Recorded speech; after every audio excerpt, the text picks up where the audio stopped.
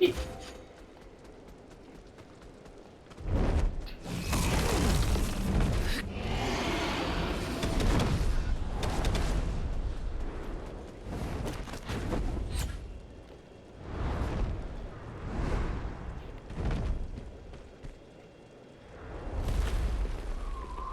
きます。終わりだ。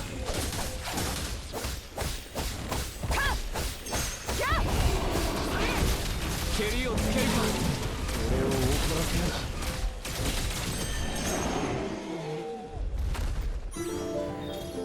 Hey guys, Blair says from another video. This one's going to be in 7 Deadly Sins Origins. As you guys can see, we're able to basically destroy the ancient dragon with this group composition and the components that I'll be going over in this video. So let's just go ahead and jump straight into it. Let's exit the dungeon first. As you guys can see, I'm just going to interact with the cubes. You guys can see that this is actually the hell difficulty for the ancient dragon.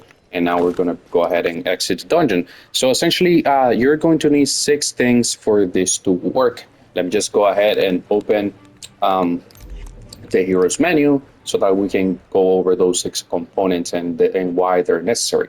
So first and foremost, we're just going to go over and go ahead and cover the characters. So the first thing that you'll need is obviously Manny. So tomorrow, I know there's a lot of people who don't have it. It's a gacha character. Like in the end, it's not like you get a character for free, but you know, where you're going to have an SSR selector ticket. And I feel like Manny should be one of the priorities for everyone that does not have her over the DPS, because there's a lot of characters that can actually get the job done in terms of DPS, but a good support, such as Manny, will have a spot almost always guaranteed on most of the teams. Now, the second character that you'll need, it's not necessarily Jericho, but a character that is able to fill your burst gauge very fast. So essentially, it can be either Jericho, Gil Thunder. You can use Drake as well if you have him. And so, you know, that's basically the role of Jericho in this party, is just, you know, the burst gauge filler. Now, Meliodas, of course, is going to be my main DPS, as you guys can see at the right side of the screen. He's maxed out, but obviously you don't need him to be maxed out. I spend a lot of money maxing out this character, and you know, it is good to support the developers, but don't go too crazy. You know, spending the price of a normal AAA game is more than enough. I just did this because, you know, I'm going to be content creating on this game, and so I've been doing so for, you know, some time since the game release, and so, you know, this is my passion. This is what I'm, you know, focusing on. So basically, you don't need melee maxed out. Now, what you will need is, of course, melee and his weapon, the Glutinous Soul Lancer. And on this weapon, you're going to need 2 things for the enchantment. You're going to need Darkness attack increase. As you guys can see, I have a good amount, which is 41.26%, and you're going to need normal skill damage increase. As you guys can see, I was not very lucky because I got the bare minimum amount, which is 13.1%. But you guys will probably, you guys will definitely do better than I did. So those 2 things are the 2 things that are necessary on this weapon. And so let's move on to Jericho. Now, just make sure that your burst gauge filler character does have access to some sort of weapon that is able to either give you crit damage or lower crit resistance. In this case, Jericho has Ambush. She specializes in back attacks, and so with this weapon, she'll basically give the boss a 40% crit resistance lowered for 20 seconds, which is huge. Now, the other thing that you need, we already said that we need Manny, so what we'll need on her will be the Blazing Staff. You don't have to necessarily have the staff fully limit broken, but I would definitely recommend that you start working on towards that goal with your SR weapons, which are by a landslide stronger than SR weapons that are not improved. And I say that is because of the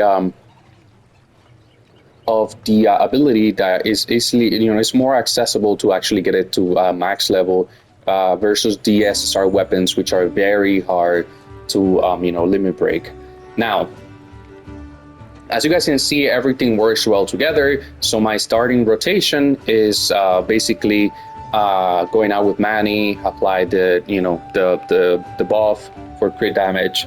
And as you guys can see with this thing, where when the boss is basically at 100%, which you always will be because she'll be the first one attacking, she will apply the 100% damage taken. I mean, actually 50% damage taken for 20 seconds, and then the debuff 40% crit resistance lower for 20 seconds, and then when melee comes out, it's already game over. And the good thing about this strategy is that you don't actually have to deal with having to take out mobs before you preemptively before going into the fight, just so that you can basically recharge your gauge for your ult.